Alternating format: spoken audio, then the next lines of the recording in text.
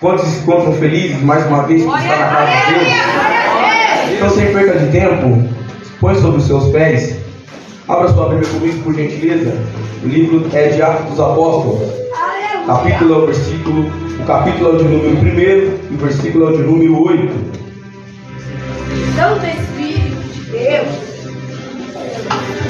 Maravilha, é uma satisfação imensa para mim estar mais uma vez em minha casa, na minha congregação, para mim estar na palavra de Deus. Teve Deus por bondade não buscar a igreja nesses 8 cultos que se passaram nessa festa. Para mim estaria satisfeito demais se Jesus tivesse que visitar a igreja. Mas aprove o Senhor estarmos ainda aqui, porque Ele ainda tem algo para conosco nesses dias.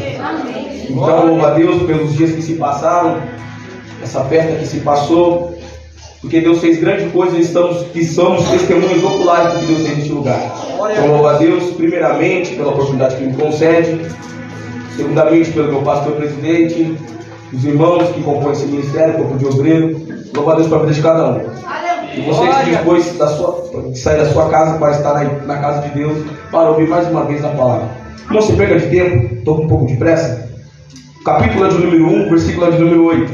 Diz assim: contudo recebereis poder, quando o Espírito Santo descer sobre vós.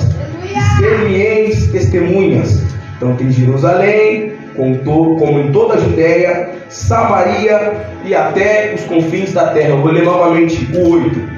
Contudo recebereis poder, quando o Espírito Santo descer sobre vós, e sereis minhas testemunhas, tanto em Jerusalém, como em toda a Judéia e Samaria e até os confins da terra. Você pode tomar o teu assento. Glória! Irmãos, hoje está se iniciando uma campanha. O pastor comentou comigo e mencionou de que hoje está iniciando mais uma campanha sobre o poder do Espírito Santo. E eu acho lindo isso, porque acabamos de sair de uma campanha, acabamos de finalizar na semana que se passou, uma campanha que falava a respeito de ser cheio desse Espírito Santo. E agora o pastor me informou que estamos dando início a mais uma campanha, no que diga a respeito de ser cheio do Espírito Santo. Então é um texto muito familiar, todos nós conhecemos o livro dos Apóstolos, mas para que nós possamos começar a exposição, é necessário algumas considerações no que diga a respeito ao texto. O livro em si, do Atos dos Apóstolos, é um livro muito importante, se a gente começar a analisar desde o Antigo Testamento. Por que é um livro muito importante? Porque nós sabemos que no jardim o homem ele morre espiritualmente, então o seu espírito morre, então ele tem um espírito morto.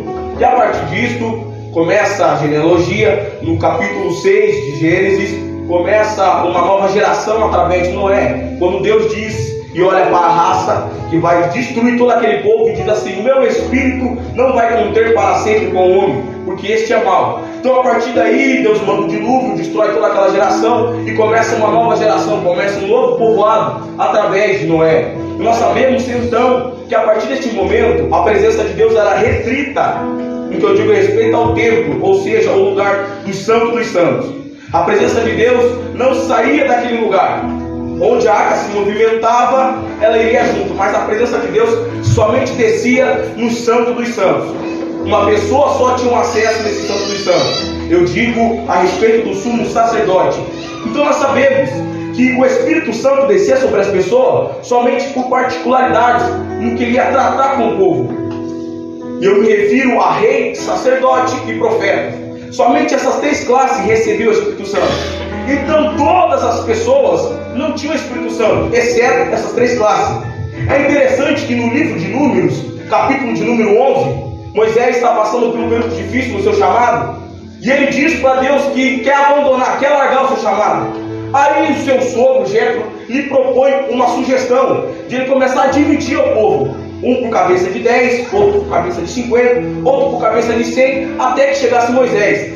Porque o cargo que Moisés tinha, a missão que Moisés tinha, pesava, o chamado pesava. E ele sentiu o peso da chamada, porque só quem tem chamada sente o peso da mesma. Então ele estava passando por um momento difícil.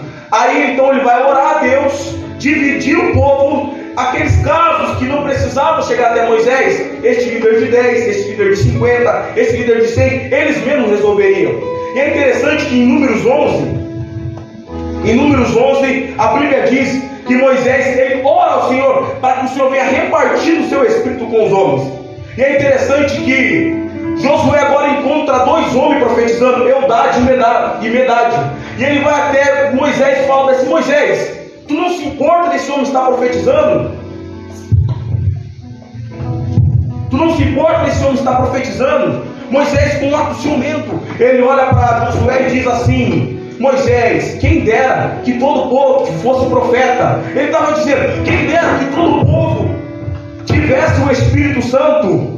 Então Josué ele não entende um pouco no contexto, mas Moisés estava clamando para que todo mundo fosse cheio do Espírito Santo, até porque eles viviam sobre a lei. Paulo diz em Romanos 7 que a lei é espiritual. Então não tinha nenhuma possibilidade das pessoas cumprir o que estava na lei, porque se a lei era espiritual, eu acabei de dizer que o espírito do homem ele morre no jardim, como que eles cumpririam a lei que Deus propôs para ele? Só que isso era para que Cristo se manifestasse. Vai dar certo. Mas isso é para que Cristo se manifestasse e cumprisse a lei. É o que ele diz: eu não vim abolir a lei, mas eu vim cumprir. Então nós olhamos que a pessoa do Espírito Santo, o papel do Espírito Santo no Antigo Testamento é algo muito restrito. E no Novo Testamento da Nova Aliança, após Cristo ser assunto aos céus, você tem que entender que este livro aqui é uma maravilha para nós, tanto para nós como aquelas pessoas. Porque o livro do Atos dos Apóstolos, o seu nome que leva Atos, que no original no grego é praxis, que significa prática. Atos dos Apóstolos é um livro muito importante, porque as pessoas não tinham em abundância o Espírito, mas certa vez Deus tomou a boca de um profeta, ainda vivendo na antiga aliança, o profeta Joel, e mandou ele abrir a boca e profetizar mais ou menos assim: que acontecerá nos últimos dias, que eu, Senhor, derramarei o meu Espírito sobre toda a carne. Vossos filhos e vossas filhas profetizarão, os jovens terão visão, os velhos terão sonhos. Então Deus toma a boca desse profeta e profetiza, falando que agora o Espírito seria abundante no meio do povo. Então é uma importância máxima para nós ao decifrar esse livro do Atos dos Apóstolos. Sem sombra de dúvida, o escritor é Lucas. Lucas é aquele que escrevera o Evangelho segundo leva o seu nome, o Evangelho segundo Lucas. E a história vai nos dizer que Lucas, uma certa escritora inglesa, que foi estudar com apreço a vida de Lucas, que olhou o Evangelho e gostou da pessoa de Lucas, foi estudar a história dele com apreço e descobriu que Lucas era romano, filho de um escravo romano, e que Lucas tinha cursado medicina em Alexandria, que é um lugar onde se localizava no Egito. E o lugar onde ele cursou medicina foi a escola mais avançada daquela época, o nível de superioridade mais avançado que tinha. É por isso então que a gente chamamos de médico amado. Paulo se referiu assim com ele, quando escreveu aos irmãos que está em Colossenses capítulo 4, versículo 14. Ele diz: e Lucas também, o médico amado. Então Lucas é uma pessoa que não teve contato físico com Cristo, mas é uma pessoa que teve um contato na revelação de quem é Cristo. Eu vou explicar melhor. Você lembra que Paulo ele tem um encontro com Cristo. O encontro de Lucas foi mais ou menos dessa maneira. Não foi um encontro com a pessoa física, porque o seu Evangelho ele escreve segundo aquilo que os apóstolos e os discípulos lhe proporcionaram conhecimento. Então, através da revelação, ele chega do Espírito, ele desenha aquele Evangelho, que é uma coisa linda. Eu gosto muito do Evangelho de Lucas, pois ele é muito detalhista naquilo que ele quer transpassar. Então ele chega agora no Atos dos Apóstolos. No Evangelho de Lucas, ele escreve a respeito daquilo que ele não teve contato. Agora em Atos dos Apóstolos, ele escreve a respeito daquilo que ele presenciou. E se eu fosse intitular essa mensagem, eu intitularia como testemunhas e não informante. Você já vai entender o que eu quero dizer. Testemunhas e não informante. É o que Deus quer, é o que Ele aponta para o texto. E vós sereis minhas testemunhas. Deus quer para este tempo, para a igreja desta hora, testemunhas como a da primeira, a igreja primitiva. Ele não quer informante, porque se tem testemunha verídica, verdadeira, existe o poder de Deus. E se tem poder de Deus, tem salvação, tem pregação do Evangelho, tem cura e tem milagre para acontecer no nosso dia. Então você vai entender o que eu quero transmitir nesta noite. O livro ele cobre um período histórico de 33 anos. O livro do Atos dos Apóstolos. Os estudiosos vão apontar, só que é incerto a datação. Então eles apontam que Lucas começou a escrever este livro ao 33 depois de Cristo e finalizou-se há 33 anos que ele concluiu este livro, então finalizou em 66 depois de Cristo. É interessante, como eu disse, Lucas é uma pessoa romana, no que diz respeito, ele é gentil. E o livro de Atos vai nos mostrar verdadeiramente isso. O Evangelho chegando até o gentil, o Evangelho chegando até aquelas pessoas que não faziam parte da lei mosaica, os judeus. E esse livro começa com a ascensão de Cristo, a subida de Cristo para o céu, e encerra com a primeira prisão de Paulo em Roma. É interessante que o livro vai relatar que até o capítulo 16, a partir do versículo 10, Lucas se refere como eu, na primeira pessoa do singular. Ele se refere como, ou seja, aquele que ele está escrevendo. Então ele esperou os eventos acontecerem e depois registrou. Mas a partir do capítulo 16, ele começa a se referir como nós. Porque nesta data, Paulo já está andando com ele. Ele já está pregando o evangelho justamente com Paulo. Ele já está caminhando com Paulo para a viagem missionária. Há mais ou menos 18 pregações nesse livro, sendo 7 do apóstolo Pedro e 7 do apóstolo Paulo. É interessante também os milagres que é contido nesse livro. O paralítico da Porta Formosa, os milagres de Pedro e os milagres de Paulo são muito similares os dois. Então isso aqui é justamente a história da igreja. E o interessante de tudo isso é que Lucas ele faz este livro dedicado a um amigo. O Orlando já falou que certa vez sobre o que significa o nome deste amigo. No original, a palavra Teófilo, que é o nome da pessoa a quem Lucas escreve, a palavra está no plural, Teófilos, que significa amigo de Deus. Então talvez para este tempo, Lucas estava escrevendo para o seu amigo. Mas talvez para este tempo que Deus, a igreja contemporânea, que somos nós, que estamos aqui neste lugar, Deus está dizendo: eu inspirei Lucas para escrever para aqueles que são amigos de Deus.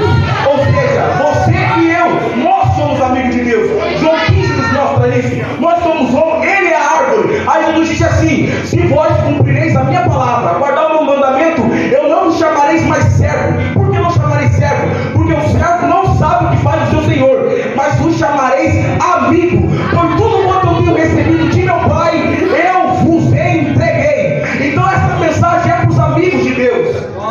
É interessante a sustentação da promessa. Eu já vou chegar no que eu digo a respeito do tema, que eu já pronunciei. A promessa de Deus. Olha o que diz o versículo 5. Porquanto João, de fato, batizou com água, entretanto, dentro de poucos dias, vós sereis batizados com o Espírito Santo. Esse texto aqui, ele faz parte de Mateus capítulo 3.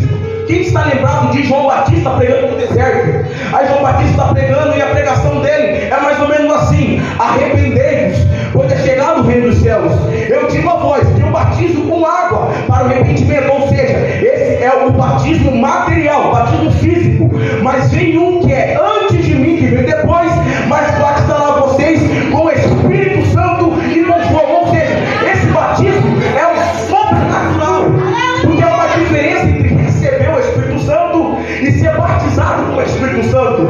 A Bíblia diz em João 20, a partir do versículo 21, que Jesus soprou sobre ele o Espírito Santo. Então ali eles receberam o Espírito Santo. Eu vou dar um exemplo melhor. João 4 diz que Jesus está no encontro com uma mulher. Aí ele diz assim: se você beber da água que eu te der, fará uma fonte. Isto é o recebimento do Espírito Santo. Aí João 7 diz assim, que Jesus está pregando na festa do tabernáculo. Aí ele diz bem assim: aquele que tem sede, venha a mim e beba. Aleluia. E no seu ventre formará um oceano e correrão rios de água viva sobre vós. Esse é o batismo. Fonte eu tenho, porque está estabelecido em mim. Rio, fonte eu tenho para mim, porque está estabelecido em mim. Rio eu tenho para oferecer. É uma corrente que não para. Essa é a tua referência que a Bíblia nos dá. Então é isso que Lucas vai mostrar. Ele volta lá em João Batista, dizendo o que ele pregou. Ele volta lá em João Batista e diz que João Batista diz isso. Aí Cristo, neste momento, ele ainda não subiu, está falando: ó, João disse isso. Eu venho sustentar a promessa de João através de Deus, pelo profeta Joel, e digo que eu estou subindo, eu vou subir, mas o Espírito Santo vai descer, porque se eu não subir não tem como ele vir. Então ele sustenta a palavra de João. E é interessante que nesta época, no que está acontecendo nesse cenário, ainda existem discípulos de João que não teve contato com o Espírito Santo, que não viu que ainda não só tem mais o batismo de João, mas o batismo sobrenatural do Espírito Santo. Então é interessante isso, porque Lucas destaca isso. Ele é detalhista, conforme eu disse. Em Lucas 24, a partir do verso 49, a Bíblia diz que Jesus está com eles em Betânia. Nessa situação que está acontecendo nesse cenário, é o que aconteceu que Jesus disse: ó, me encontra lá na Galileia. E depois ele marcou um jantar em Betânia. Então a palavra de Jesus para eles é para eles voltar para onde? Para Jerusalém. Então esse encontro está ainda em Betânia. Esse encontro ainda está acontecendo em Betânia. Jesus está dando as últimas instruções. Eles estão no jantar, eles estão no momento de comunhão. Aí Jesus ele sustenta a promessa de João, e já parcialmente a promessa se cumpre em João, e definitivamente se cumpre em Cristo, quando ele diz que vai subir e vai mandar. E a verdade é que os discípulos, eles ficaram meio preocupados com isso, e eles fazem uma pergunta que estava fora dos planos de Jesus. Eu vou adiantar, porque eu já vou entregar o que Deus quer que eu entregue nesse lugar. Então olha o que ele diz. Depois de tudo isso, Jesus acabou de mostrar o que João Batista disse. Jesus acabou de apresentar o que Deus disse pela boca do profeta Joel. E está dizendo: isso vai acontecer. Vocês precisam ir para Jerusalém. Só que no meio deles existiam umas pessoas que estavam com o pensamento ainda na terra. E quantos de nós que estamos vivendo a promessa, Jesus já prometeu, já cumpriu, mas ainda estamos com o pensamento na terra? Entenda uma coisa: toda a palavra que Deus libera sobre a tua vida, toda a palavra que Deus libera sobre a tua casa, ela primeiro tem que acontecer no mundo espiritual, aí depois trazer para a realidade. É isso que a Bíblia diz: é primeiro crer para ver. A fé não está relacionada no que eu digo a respeito do nosso sentido. Qual sentido? Visão, tato, paladar, olfato e audição. Esses são os 5 sentidos do nosso corpo que se relaciona com esse mundo. A fé, ela está além disso, ela está sobre isso. É por isso que a Bíblia diz: a fé é o firme fundamento das coisas que não se vê, mas de que se espera. Ou seja, eu não contemplo com meus olhos físicos, mas eu contemplo com meus olhos espirituais.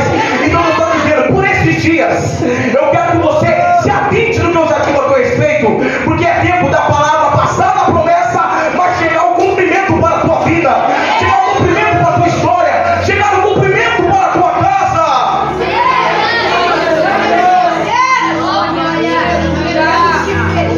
Eu já vou lhe explicar testemunho e não informante. Então Deus quer que você comece a acreditar. É tempo de vivermos as promessas de Deus. Verdadeiramente eu tenho vivido as promessas de Deus. Mesmo na nossa infidelidade, Deus tem cumprido, Deus tem feito. E é isso que nós temos que acreditar. Nós temos que deixar ser levado pela palavra de Deus, não pelas condições terrenas. E Deus tem falado nessa casa com cada um de nós, na extensão dessa obra, na extensão de cada ministério neste lugar. Então vamos sair um pouco daquele negócio de movimento, de viver por especulações, mas viver cumprimento de palavra. Isso é ser testemunha. O que é testemunhar? É você saber presenciar. É tempo de sermos testemunha ocular do que Deus quer. Só que no meio desse povo tinha uns que estavam com o pensamento na terra, e eles falam assim com Jesus. O versículo 6, eu já vou chegar no 8, daqui a pouco eu estou caminhando para o final. Então os que haviam reunido lhe responderam: Senhor, será este o tempo que restaurarás o reino a Israel? E ele lhes afirmou: não vos compete saber as épocas ou as datas que o Pai estabeleceu por sua exclusiva autoridade. O que eles estão dizendo nesse texto? Deus, é nesse tempo que nosso reino político, democrático, que o nosso reino social, a nossa comunidade será restaurada. É nesse tempo que acabará a perseguição de Roma contra nós. Aí Cristo está dizendo assim: não é sobre isso que eu estou falando. Isso aqui vai acontecer no reino milenar, quando Cristo se manifestar com glória. Aí Ele estabelecerá o seu reino aqui. Aí por isso que Cristo vem e diz assim: contudo, recebereis poder do Espírito Santo quando Ele vier sobre vós. Cristo está pregando um sermão de que a promessa vai cumprir. Tem pessoas no meio do povo dizendo: Senhor, o Senhor vai cumprir a palavra na terra. Aí Cristo está dizendo: não, a palavra não é na terra. Não é como o batismo de João, material, físico. A palavra é espiritual. É por isso que ele diz: daqui a algum tempo vocês vão ver o que eu estou dizendo, o que eu quero me referir. E é interessante, porque segundo o Google, eu te direi uma informação no que diz a palavra informante. E olha interessante. A palavra informante, ela diz a respeito, é a pessoa que informa ou fornece um parecer sobre algo, sem qualquer vínculo com a imparcialidade, ou com a obrigação de dizer a verdade. Ou seja, é uma pessoa que fala sobre algo para aplicar a verdade, para pregar o evangelho genuíno. E muitos do nosso meio da nossa igreja que temos vivido como informante.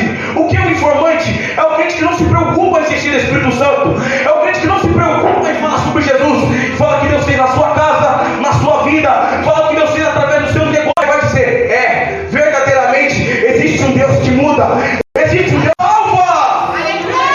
Entendeu? Diz amém? Está entendendo? E para ser testemunha precisa de poder. É o que ele diz no versículo 8. Só que é interessante, a palavra testemunha aqui no texto, o verbo grego significa martus, ou seja, a pessoa que presencia. É muito fácil nós entendermos a palavra testemunha quando nós levamos para um sentido que se refere a uma ambiência de justiça, quando a pessoa tem que dar um depoimento, quando a pessoa é chamada para fazer um depoimento, e lá tem as testemunhas para dizer se aquele fato é verdadeiro ou se aquele fato não é verdadeiro. Então a palavra testemunha não existe nenhuma complexibilidade de entender ela. A palavra testemunha é justamente a pessoa que presencia, que sabe a respeito. É o que o Lucas é em Atos dos Apóstolos. Em Lucas, no Evangelho que ele escreve, ele é uma pessoa que ouve, não teve contato com aquela verdade, mas pelo Espírito Santo ele sabe que é verdade, e Deus o inspira a dizer. Só que em Atos dos Apóstolos, ele é uma pessoa que é testemunha ocular. Quem está me entendendo diz amém. Você está entendendo? Eu só vou ficar no capítulo de número 1. Eu só estou abrindo a campanha, porque até o final talvez eu não possa te afirmar que hoje você vai sair cheio do poder, mas até o final dessa campanha Deus vai trazer uma transformação que nem você vai entender o que Ele vai fazer com a tua vida. E você vai olhar e dizer, verdadeiramente é uma testemunha, verdadeiramente é uma pessoa que foi tocada pelo poder do Espírito Santo. Então entenda o que Deus quer hoje para nós. Qual é a posição da testemunha? Para ser testemunha você precisa vivenciar. Nós temos que viver. É muito fácil falar sobre milagre, porque é uma explicação de que milagre você não conta, você nem tenta explicar, você se vive. É exatamente a testemunha que Jesus chama para nós sermos no capítulo 1 de Atos dos Apóstolos. Nós temos isso neste lugar: curas, libertação. Nós temos isso neste lugar: salvação, alcance pela propagação do Evangelho. E não vai ser diferente com a tua vida lá no teu ambiente de trabalho. E não vai ser diferente com a tua vida no ambiente que você chegar. Porque quando você chegar lá, cheio do Espírito Santo, o ambiente vai mudar. Porque onde a presença de Deus está, não pode permanecer da mesma maneira. Se o diabo está sobre aquela vida, aquela alma que você está semeando, ele é derrotado, ele já perdeu. Porque nós somos testemunha ocular da crucificação e sabemos que existe uma libertação. Você vai ver o que o poder de Deus é capaz de fazer através da tua vida. Você vai ver o que Deus pode fazer através de uma genuína testemunha. É o chamado que Ele tem para nós. Em João 20, a Bíblia diz que os discípulos desviou agora, voltou a pescar. Pedro é o líder do povo. Ele fala, eu vou pescar. O povo nem dá para ele a possibilidade dele pensar, a sugestão dele pensar. Você vai fazer isso mesmo, Pedro? Depois de tudo que nós vivemos? Não, eles só seguem o que Pedro disse. E a Bíblia diz então que Jesus aparece na areia. Olha a experiência que Cristo dá com eles, para que eles pudessem ser testemunha da verdade. E eu quero te dizer, abrir um parênteses aqui. Se talvez você está pensando, mas talvez não tenha nenhuma experiência, talvez não tenha nenhum testemunho, se prepara, porque ainda nesses dias Deus marcará um encontro com você, e você terá experiência para falar e testemunhar, para auxiliar outras vidas. Se prepara, Deus ali propõe experiência. Talvez você está dizendo, todo mundo tem milagre para contar, menos eu.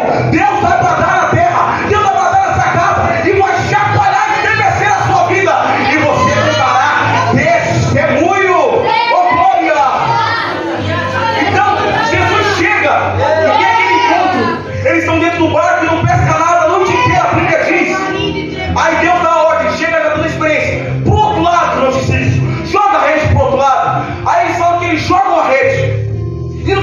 espiritual e revelação. Aquela rede simboliza a pregação do Evangelho.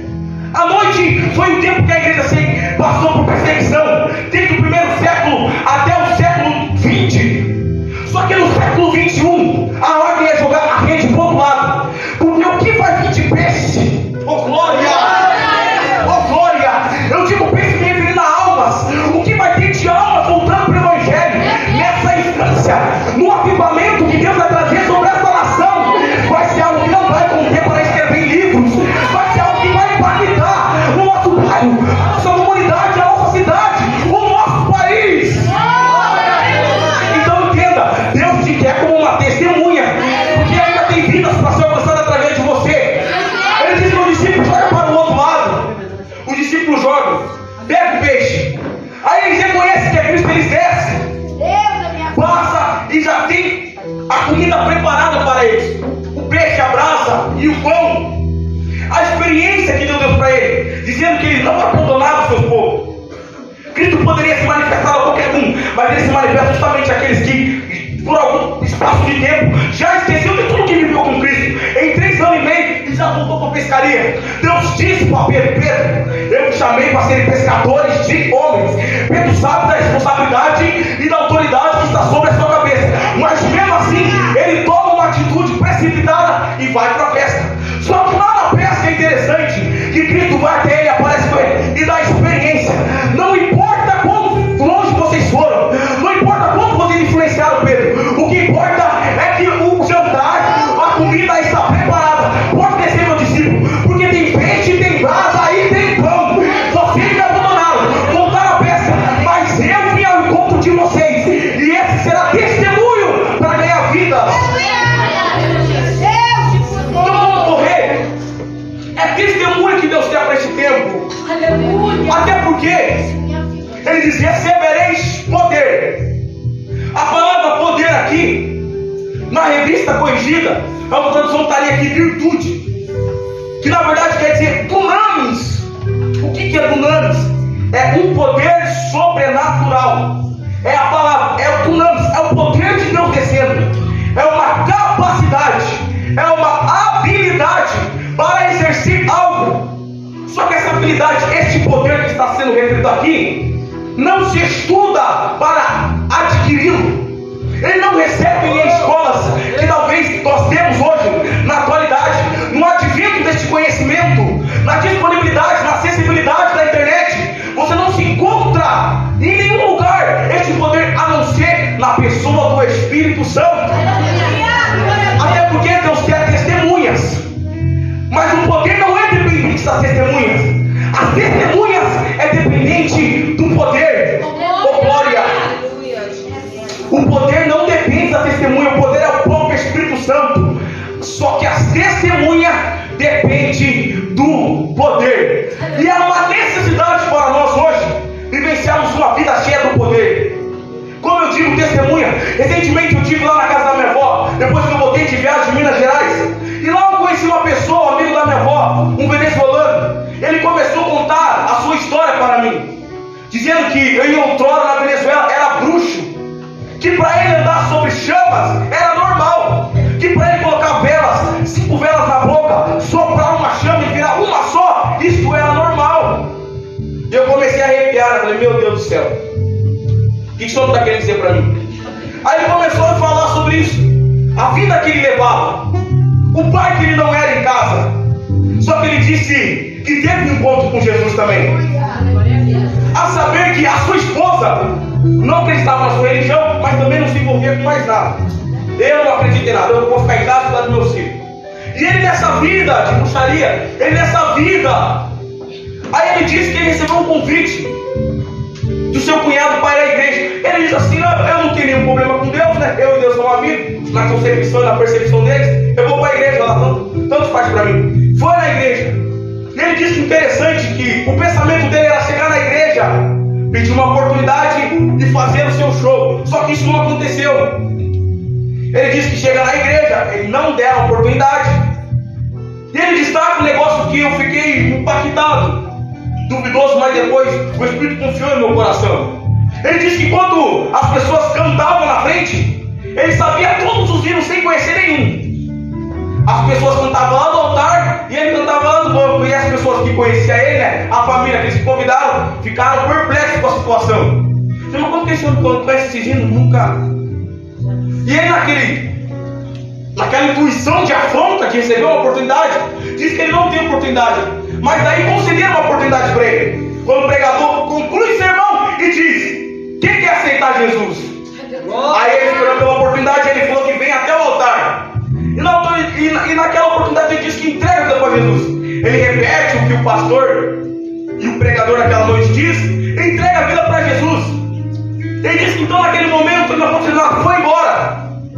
Aí ele falou que deu uma vontade de ler a Bíblia na hora que chegou em casa, que meu Deus do céu.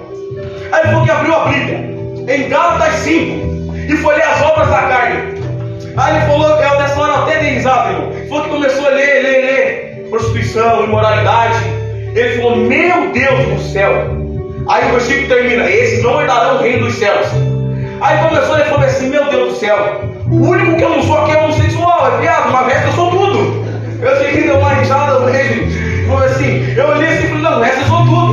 O único que eu não sou é homossexual, tem minha família, minha casa, meus filhos. Mas o resto eu sou tudo, então eu estou condenado ao inferno. Ele começou a ler, e aquilo ali foi crescendo a sua vontade de ler. E começou a ler. Aí o Espírito de Deus começou a mostrar a Bíblia para ele, como se ele fosse o escritor. Ele lia o texto como se ele entendesse o significado original daquilo, como se fosse ele mesmo o escritor. E isso começou a ler. E Deus começou a fazer um reboliço na sua vida. Até que então ele vai para um culto, convida a sua esposa. E nesse culto eles estão lá presenciando o culto está sendo uma maravilha. Aí, no ápice de entregar a mensagem, o pregador vai concluir novamente e faz um apelo. Ele diz que a sua mulher, que agora está juntamente com ele, como se fosse na igreja, se direciona até o altar. Aí no altar, ele diz que a mulher levanta a mão e diz que eu quero estar Jesus. Aí ele lá, né, mas o que será que deu nessa mulher agora? Aí a mulher, eu quero estar Jesus, quero entregar minha vida para Jesus. Aí falou que voltou chorando. Aí ele ficou até meio assim de perguntar, mas se eu vou perguntar para ela já, né? Daí ele falou bem assim, ô fulano, vem cá, o que aconteceu? Por que esse fulano na frente aceitar Jesus? Eu também não sei, mas o Deus que mudou a tua vida, eu acho que ele também é capaz de mudar a minha vida. Aí eu comecei a entender o que ele estava falando. O testemunho, eu não sei, mas um pai que era agressivo, um pai que não dava atenção, que agora verdadeiramente é um pai que é hostil, que tem zelo, que ensina, que está abandonando a antiga vida, mas que se alimenta da palavra, que está vivendo o testemunho.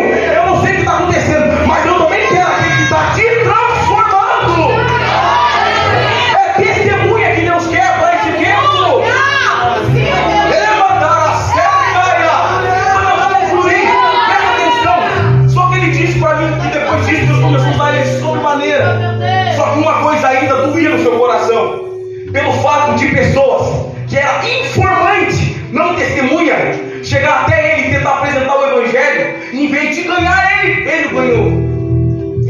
E ele disse que se pegava muito pensativo por causa disso, ao olhar para trás e ver que pessoas que tentaram pregar o evangelho para ele convenceu, e até hoje estão naquela vida. Só que é o moral da história, o que eu quero lhe trazer, isso é história verídica, testemunho. As pessoas que foram até ele eram informantes. Nós precisamos ter o poder, ser testemunha, porque como que ganharemos essas pessoas presas nessas vidas? Puxaria, pai de santo, mãe de santo, como que ganharemos essas pessoas aí que vivem uma vida contra o evangelho, se não formos uma testemunha? Verdade, Deus. Só que o interessante é que depois de tudo isso, ele ainda cambaleando os primeiros passos, ele disse que Deus teve um encontro com ele. Ele já abandonando. Detalhe, nesse ano que aconteceu isso na vida dele, ele seria constituído como o maior bruxo daquele lugar. E Deus chegou antes de interferir a história. Ele disse que chegava nos terreiros, pastor, e lá tinha uma mãe, onde todos dobravam perante ela. Só que ele falou que chegava lá e ele não se dobrava diante dela, porque a hierarquia do demônio que estava naquela mulher era da mesma hierarquia que estava nele. Então ele chegava lá e chegava com respeito na casa. Todos se dobravam perante o pé dele. E ele, naquele ego, não, eu sou poderoso.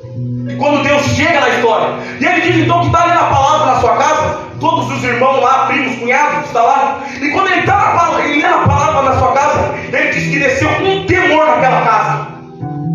E que os cunhados, todo mundo que estava dentro da família começou a confessar pecado um para o outro, dizendo: me perdoe porque eu pequei contra você. Eu juro que eu estou arrependido. E o temor desceu naquela casa e foi tomar aquela casa. Glória a Deus. De repente ele viu um barulho no seu quarto que parece que estava destruindo tudo. Blá! Aí ele pegou e falou assim: eu sei, essa guerra é comigo, essa batalha é minha. Ele falou que se dirigiu até o quarto, estava tudo destruído, cadeira para cá, cama para lá. Aí ele diz bem assim que: Satanás, sai da minha casa, porque agora o mais forte e mais valente reina neste lugar. E a sua vida nunca mais é a mesma. É testemunha, é o que Deus quer de nós. Testemunhas cheias do poder para profetizar, para manifestar o que Cristo quer que nós manifestemos. É testemunha ocular, cumprir os fatos. Desde o primeiro louvor está falando nessa casa. Deus não vai para falar com pessoas deste lugar. Entenda o tamanho da promessa que está sobre este lugar. É tempo de fazermos a diferença nessa rua. É tempo de fazer uma diferença neste lugar. Quando os testemunhas oculares, não informantes, eu estou sabendo o que está acontecendo lá na igreja de Belém. Não, eu estou presenciando e vivendo o que está acontecendo em Belém. E se tem testemunha neste lugar, levanta a mão e dá o glória para Jesus de Nazaré.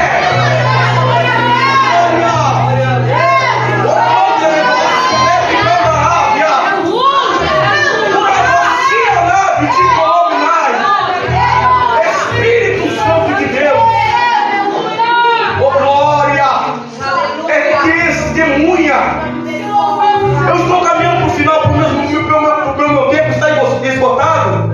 Mas olha que interessante, em Atos 2 então a promessa se cumpre. O que Jesus disse agora está sendo realizado. Eles passam 10 dias orando e buscando a Deus, e o Espírito desce.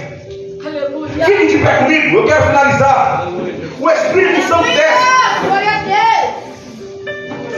Preste atenção. Para eles receberem o Espírito Santo, o que Jesus estava pregando, eles precisavam estar vazios de si mesmos, desconectados com a terra. É o que Jesus disse: o Espírito vai descer. Aí eles estão olhando para o céu, atônitos, e os anjos aparecem e falam assim: varões Galileu, por que eles estão olhando para cima? Esse mesmo Cristo que subiu vai descer. E olha que interessante, em Atos 2 a promessa se cumpre, o Espírito desce.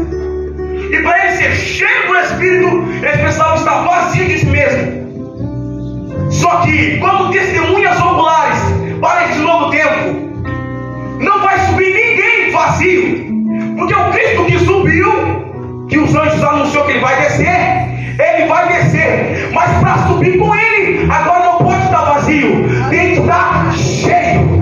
Deus vai vir buscar uma igreja cheia para receber o Espírito de que está vazio de si mesmo, mas para receber o noivo, Jesus de Nazaré, tem que subir no poder, tem que estar cheio de Deus. Aleluia! E é que Cristo quer para nós. Então Lucas vai louvar. Entenda, Deus te trouxe e me trouxe nesse lugar. Falou conosco porque Ele quer que nós sejamos uma testemunha ocular. E se prepara. Eu sei da palavra e me responsabilizo pela mesma. Até o final da campanha, pessoas testemunharão coisas extraordinárias neste lugar. E o poder de Deus se manifestará aqui. E vidas serão impactadas, contarão testemunho. Eu só falei 2 palavras, mas a pessoa já chegou em mim dizendo: eu não sei o que você tem, mas eu também quero. Se prepara, Deus vai te usar como testemunha ocular nessa terra. Eu te convido para vir para frente. Lucas vai louvar. E logo após eu vou orar sobre você, direcionado por essa palavra. Aleluia.